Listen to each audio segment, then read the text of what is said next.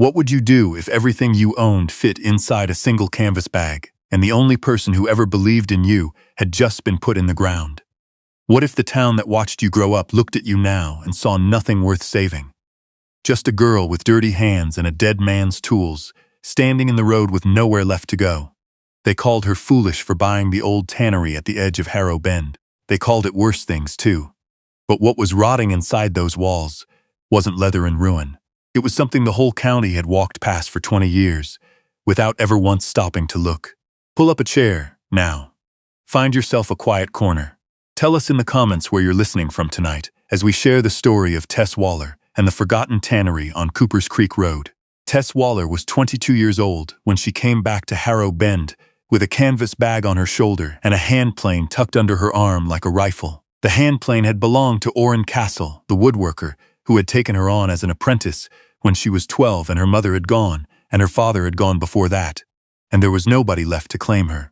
Orrin had died in the January of that year, quietly, in his chair by the stove, the way a good man should, and left her his tools and his trade and nothing else, because he'd had nothing else to leave.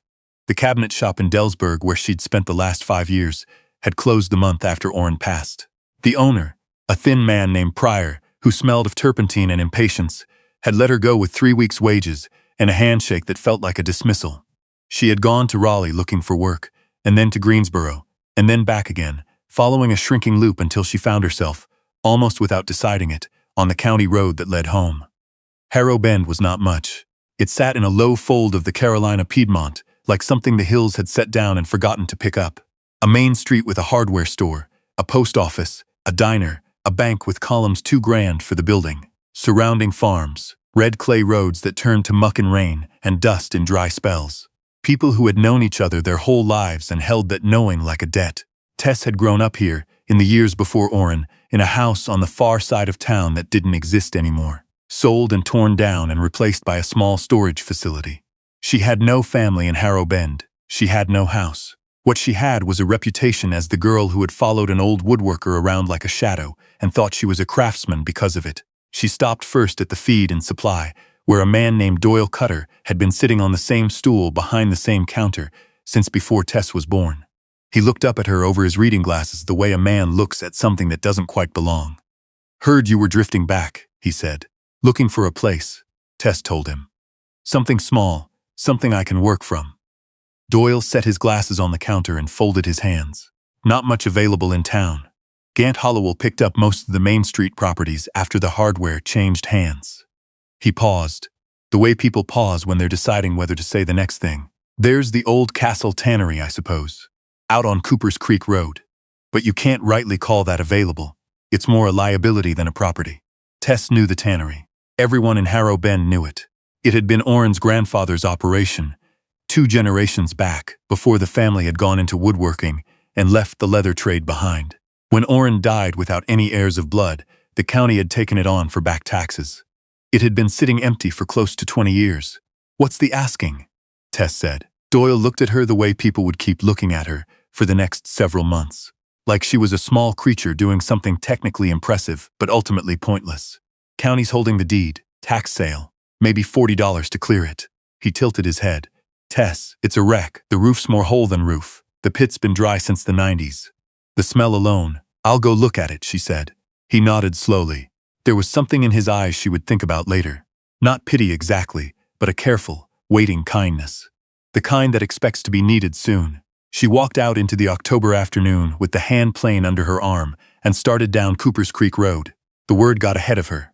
It always did in a town like Harrow Bend. By the time she reached the old tannery gate, 2 men outside the diner had already made their assessment, and she could feel it on the back of her neck like a hand. The tannery was worse than she remembered from childhood, when she dared herself to ride her bike past it on hot August afternoons and thought the dark windows were eyes. The main building was a long, low structure of board and batten siding that had warped and split in the years of neglect. The roof sagged in the middle like a spine gone soft.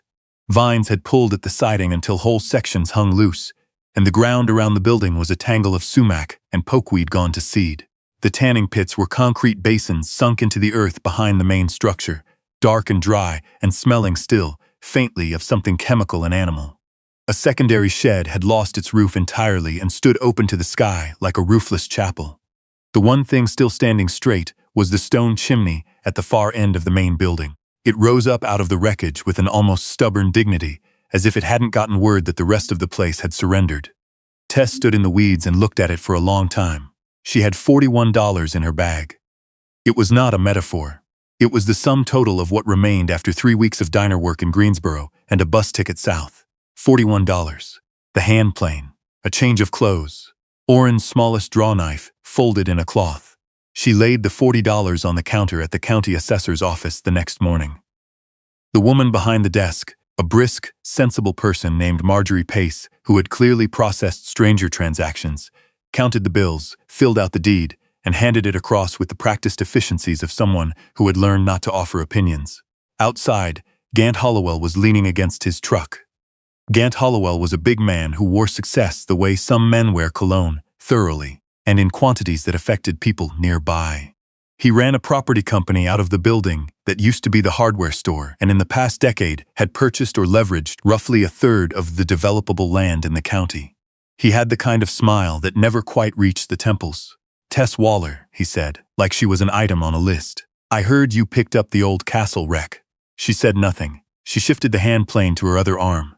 "I offered the county $35 for it last spring," he said pleasantly. "Just for the concrete in the pits. Demolition, really. You've outbid me on a pile of problems." He stepped closer, lowering his voice to the register men use when they want to seem helpful. "Tell you what, give me the deed today. I'll write you a check for $50. Call it a finder's fee. You'd walk away $20 ahead and save yourself the trouble of figuring out what a 22-year-old girl does with a condemned tannery." The way he said girl was like a door being closed. "I'll figure it out," Tess said. He studied her for a moment, the smile holding but shifting behind the eyes. "Well," he said, with the leisurely confidence of a man who has never once had to change his mind, "I'll be here when you're ready." He got in his truck and drove away, leaving a trail of red clay dust that settled slow over her shoes. She stood there and let it settle. Her hands were fists in her coat pockets. She was so tired she could feel it in the backs of her knees, and so angry it made the tiredness useful. She had just turned to go when a voice said, "That man buys what other people give up on." An old woman was sitting on the low wall of the planter box outside the assessor's office, a paper cup of coffee balanced on her knee. She was thin and straight-backed, with hair the color of creek water in November, and she watched Tess with eyes that were dark and very direct. "Excuse me?" Tess said. The woman didn't repeat herself right away. She looked out at the street where Hollowell's truck had gone, then back at Tess. "A man like that needs people to quit," she said. "It's how he feeds." She tilted her head. "You planning on quitting?" "No," Tess said before she'd decided to. The woman nodded once, slowly, like something had been confirmed. "Old Orrin's tools?" she asked, glancing at the hand plane. Tess felt the question land somewhere deep. "Yes." "He was a careful man," the woman said. "Careful men leave things for the people who know how to look." She took a sip of her coffee and looked away, and that apparently was all she intended to say. Tess walked back to Cooper's Creek Road, with the deed folded against her ribs and the woman's words fitting themselves into a shape she couldn't quite see yet. The first week on the property was the hardest thing she had done since the day she buried Orrin Castle. She had no electricity. She had no running water. She slept in the secondary shed under the open roof, which was, perversely, the driest part of the property, because the open rafters let the morning dew pass straight through instead of pooling and rotting. She draped a tarp over the corner where she slept and hung Orrin's tools on the one remaining wall hook like they were family portraits. The main building had to be understood before it could be touched. That was what Orrin had taught her. Before you put a hand to a structure, you learn it, you walk it, you press your palm against its bones and listen. She walked it for 2 full days. The roof was worse than it looked. Whole sections of the sheathing had let go, and the ridge beam had a deflection in it that made her stomach drop the first time she saw it from inside. But the walls were something else. The board and batten siding was rotten in places. Yes, split and warped and stained. But beneath it, when she pried a section loose, the framing was old-growth yellow pine. Orrin had told her about old-growth pine once, the way you'd tell someone about a person you admired. Tight-grained, dense, resinous. It didn't rot the way newer lumber did. It bent but didn't break. The bones of the place were good. The floor was wide plank heart pine, buried under 30 years of grime and debris, and when she finally got a section clean and ran her hand over it, It was like finding something alive. She worked from sunup to last light the first weeks, pulling rotten siding, clearing the main room of the accumulated wreckage of 2 decades. Old barrel staves, rusted hardware, a broken curing rack, a child's boot in a corner that made her pause for a long, strange moment. She made piles. Burn pile, salvage pile, keep pile. The keep pile was small at first, then less small. The hand plane lived on a shelf. She built herself from a salvaged board, above the door of the secondary shed. Every night before she slept, she looked at it. It had been Oren's first good tool, bought with 6 months of odd job money when he was 19. He'd kept it sharp enough to shave with. She kept it the same way. It was in the 3rd week, when she began clearing the long workbench that ran the full length of the north wall, that she found the drawers.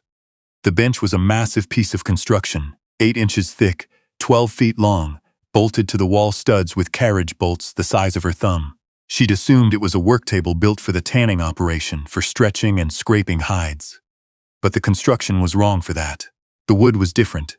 Not the rough framing lumber of the rest of the building, but something carefully milled, fitted with tongue and groove joints so tight she couldn't get a fingernail in them, and set in the front face of the bench, nearly invisible under the grime, and a coat of old gray paint were a series of small drawers. 10 of them, 5 and 5, each no bigger than a shoebox. She pried the first one open with Oren's draw knife. Inside, on a bed of dried moss that had long since gone to dust, lay a series of small tools. Carving tools, she realized. Gouges and chisels of a fineness she had never seen in a working shop. Rosewood handles, still sound. Blades that, when she rubbed away the surface oxidation, showed a quality of steel that made her inhale through her teeth. Not tanning tools, not even woodworking tools exactly. These were instrument makers' tools. The kind used to make fiddles, or mandolins, or the insides of clocks. The second drawer held small glass vials, stoppered with cork, containing powders and crystals in colors she didn't have names for. A deep amber, a pale mineral green, a reddish brown. Each had a paper label in tight, neat handwriting she could barely make out. Hide glue compound, rosin preparation, spruce preparation. She sat back on her heels in the dimming afternoon light. Her heart was doing something unfamiliar. She went to the 3rd drawer, a notebook. Small, cloth-bound, water-stained but intact. She opened it to the first page. Cassell H.T. Instrument Maker. Notes and Methods, 1934-1951. H.T. Cassell. She ran the initials through everything Oren had told her about his family. Oren's father had been a tanner, his grandfather the same. But before that, she closed her eyes and reached. Before that, Oren had mentioned once, in passing, a great-uncle who had gone to Asheville and gotten strange ideas about fiddles. She had thought he was joking. She was not, as it turned out, in a tannery. She was in a workshop. The building had been both, it seemed. A tannery in its later years, but before that, in the hands of a man named Henry Thomas Cassell, it had been the most productive instrument-making shop in 3 counties. Henry had made instruments for string bands up and down the Carolina Piedmont. He had made fiddles and banjos, and a type of small dulcimer particular to this region. He had, according to the notebook's careful records, filled orders for musicians as far north as Virginia and as far south as Georgia. And then he had died, 1951, and the knowledge had gone into the drawers, and the drawers had been painted over, and the building had become a tannery, and then a ruin, and then a liability. Tess sat at the long bench, Henry Cassell's bench, she now understood, and read until the light failed. She had been a cabinet maker. Good, careful furniture. Oren's specialty. But reading Henry's notes, she felt something shift in her understanding of what wood could do. Henry wrote about wood the way Oren had talked about it, as a living material that had opinions, that responded to the weather, that remembered where it had come from. But Henry went further. He wrote about tap tones, the sound a piece of wood makes when you knock it gently with a knuckle, and how that sound told you everything about how the wood would behave as an instrument top. He wrote about hide glue and its qualities, about why factory glue was a shortcut that cost you 10 years of sound. He wrote about the spruce and maple of these particular mountains, and why it produced a tone that people in Nashville paid good money for without knowing quite why. She went to the salvage pile the next morning and retrieved 3 lengths of wood she had almost burned. She held them up in the light and looked at them the way Henry's notebook had taught her to look. 2 were ordinary. The third, a wide plank of something she had thought was poplar, rang when she tapped it like a small, clear bell. She put it back on the bench and stared at it for a long time. Then she picked up Oren's hand plane and went to work. The months that followed moved the way hard work always does, in a rhythm that swallows time. She cleared and repaired and rebuilt. But now she was also learning. Every evening, after her hands were too sore for the heavy work, she read Henry's notebook by lantern light.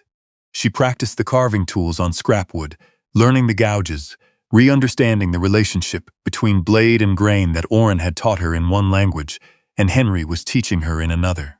She got the electricity on in November, running water in December. By then she had the main room weather-tight. New sheathing over the old framing, the ridge beams sistered and straightened, the windows replaced with single-pane glass she'd sourced from a salvage yard in Raleigh. The floor, once she'd gotten it properly cleaned and sanded, was extraordinary. Wide boards, straight-grained, the color of old honey. The town watched. It was not a friendly watching, exactly. It was the watching of people who have collectively decided something is going to fail and feel a proprietary interest in being right. Henderson at the hardware. A new Henderson, the grandson of the original, but carrying the same surname and the same slight air of condescension, asked her regularly when she planned to sell. Women at the diner were kind in the way that contained pity. A man she didn't know stopped on the road once and told solemnly that the county codes for a commercial building would cost her more than the property was worth. Gant Hollowell was more patient. He drove past slowly, sometimes. He didn't stop. He was waiting for the arithmetic to do his work for him. But something was happening that no one else could see yet, because it was happening inside the bench, inside the drawers, inside her hands. She made her first instrument in February. It was a small fiddle, built entirely from Henry's notes and her own careful mistakes. The spruce top came from the wide plank she'd saved from the burn pile. The maple for the back and sides she'd sourced from a neighbor who'd taken down a hard maple that had split in an ice storm, and had offered her the wood for free because nobody else had wanted it. She used Henry's hide glue, mixed from the recipe in the notebook. She used his carving tools for the scroll and the F-holes. It was not a perfect instrument. The neck angle was slightly off, and the sound post placement required 3 attempts before she got a tone that satisfied her. But when she drew a bow across the strings for the first time in the afternoon, quiet of Henry Castle's old workshop, the sound that came out of that fiddle was something she was not prepared for. It was warm and round and a little rough at the edges, like a voice that had been outside all day. It filled the room and bounced off the heart pine floor and came back changed. Better, the way a room can improve a sound if the room is right. She played 3 notes and stopped and stood very still. She thought about Orrin. She thought about sitting on an overturned bucket at 12 years old, watching his hands move over a cabinet door with a sureness that seemed like magic. She thought about how he'd told her, once, that the point of a craft wasn't the object, the cabinet, the table, the fitted joint. The point was the accumulated knowing. The knowing was the thing you passed on. She put down the bow and pressed her palms flat on Henry's bench and let herself cry, just once, briefly, the way you do when something has come full circle that you didn't even know was a circle. Then she picked the bow back up and kept playing. She had taken the instrument to the Harrow Bend farmers market on a Saturday in late March, not to sell it but because she needed to hear it played by someone other than herself. She found a fiddler there, a young man named Danny Pruitt, who played in a string band and had the easy unconscious musicianship of someone who had grown up with an instrument in his hands. She held it out to him. "Tell me what you think." He took it with the careful hands of someone who knew what he was holding. He played a scale. He played a chord. He played 16 bars of something fast and intricate, and then he stopped and looked at the instrument and then at her. "Where did you get this?" he said. "Made it," she said. "Out on Cooper's Creek Road. The old Castle Tannery." Something crossed his face. Recognition, she thought, and something older than recognition. "My grandmother talked about Castle instruments," he said slowly. "Said they had a particular voice. Said you could hear it in a room full of players." He plucked a single string and watched the note die. She was right. Word in a small town travels on its own feet. Within a week, 2 members of Danny's band had been out to see her. Within a month, a woman who played in a traditional musikensemble in Raleigh had driven down on a Tuesday morning to knock on her door. She had a cracked fiddle that had been in her family since the 1940s and had never sounded right after the crack was repaired by someone who hadn't known what they were doing.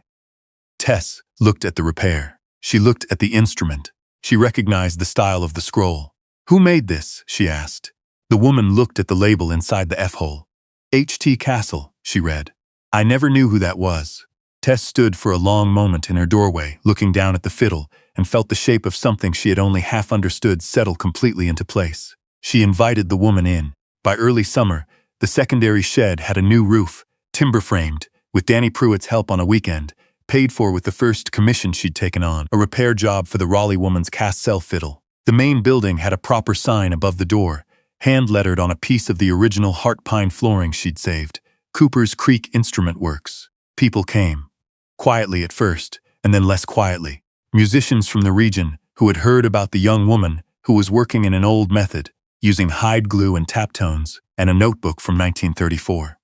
Collectors who had castle instruments in need of restoration.